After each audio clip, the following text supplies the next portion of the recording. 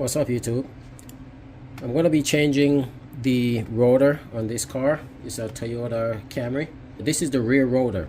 So in order to change this, I have the car raised, I have jack stands under it, e-brakes is off, and I have to remove the caliper bracket, and from there I'm able to pull the rotor off.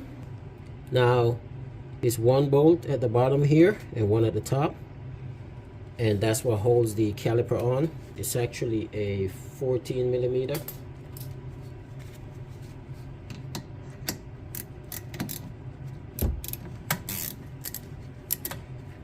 These are not torqued super tight.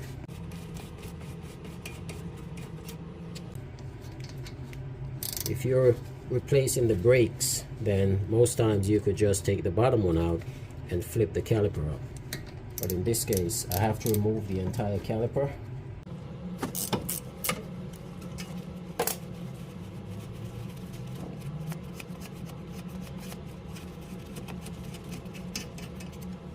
So a little trick in getting clearance from the caliper, you could actually, when you look inside, you'll see your rotor right through this little window here.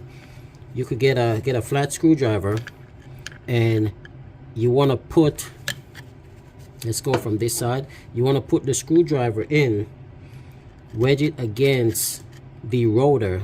It's going to be on the outer surface of the rotor, and you're going to pull the screwdriver towards you, and what that's going to do is going to free up like so. I could feel it moving just like that, and what it does, it pushes the piston in and you have more room, so you could just take it off, and when you put it back on, it pops right back in. So like, have this off. Now I'll hang this, take my take the pads out,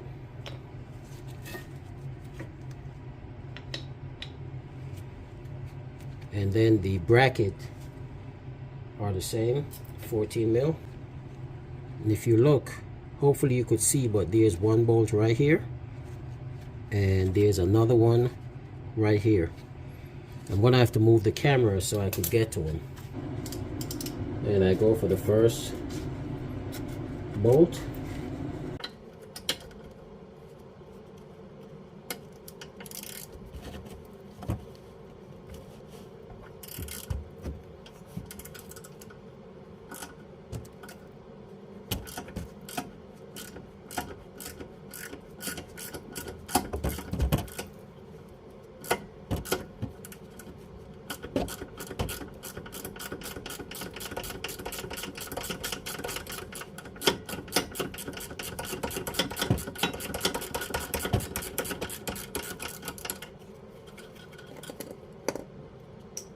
They're both the same, so I don't have to worry about what goes at the top or the bottom.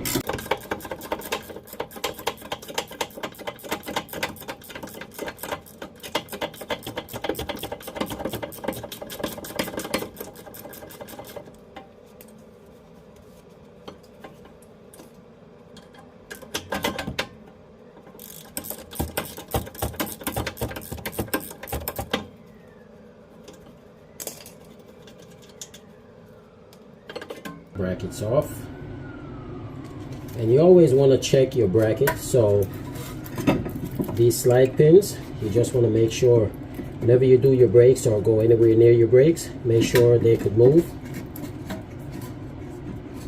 If not, you gotta remove it, and it's hard to grip it and pull it out sometimes, so you could take one of the bolts that came out of it, you could thread it in. All this while the bracket is attached actually, and you could grab this bolt now and pull out, or you could get open end, fit it over it, and just tap it with a hammer so you could get it to move.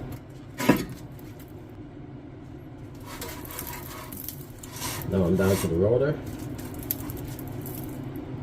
Gonna have to use a hammer, hit it on the back to get it out. While you're hitting it with the hammer, make sure the e-brakes is released. I'll try a rubber mallet first. I always try the rubber mallet first, just in case it's so difficult to come off and I have to leave it. I'm not going to use the main hammer to damage it. I try with the rubber mallet first. I kind of get a feel for it, and then I go with the heavier hammer.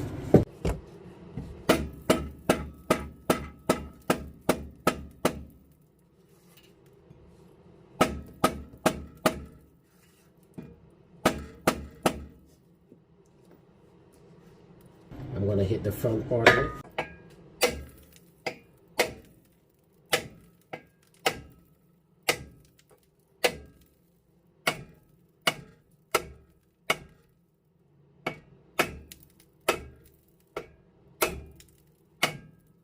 And then now I could use my heavy hammer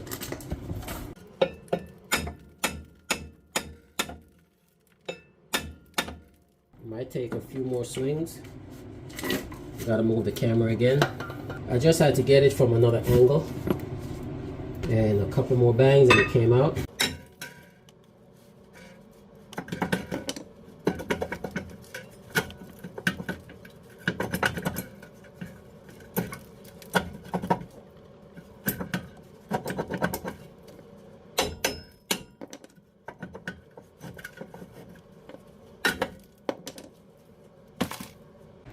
Now from here it's just to spray some brake parts cleaner, clean that up. Try to put a pan under it so it catches as the rust and everything falls off, it falls in the pan. Try not to inhale it if you don't have to. Clean this up, just spray it down. You don't have to scrub with a brush or anything. Spray the brake parts cleaner. So something like so. Then you put your new rotor on. I'm going to put some anti-seize on it. Clean this up just a little bit. And then I'm going to put the bracket on after the rotor goes on. Don't make that mistake and put the bracket on. Get sidetracked.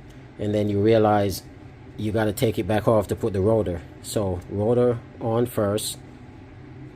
The mounting bracket goes back on. Then the caliper. And you change your brakes if you have to, or if you want to reuse your brakes, you reuse your brakes. And here everything is back together, all buttoned up, brand new brake pads and brand new rotor. Thank you for watching. Please don't forget to like, share and subscribe.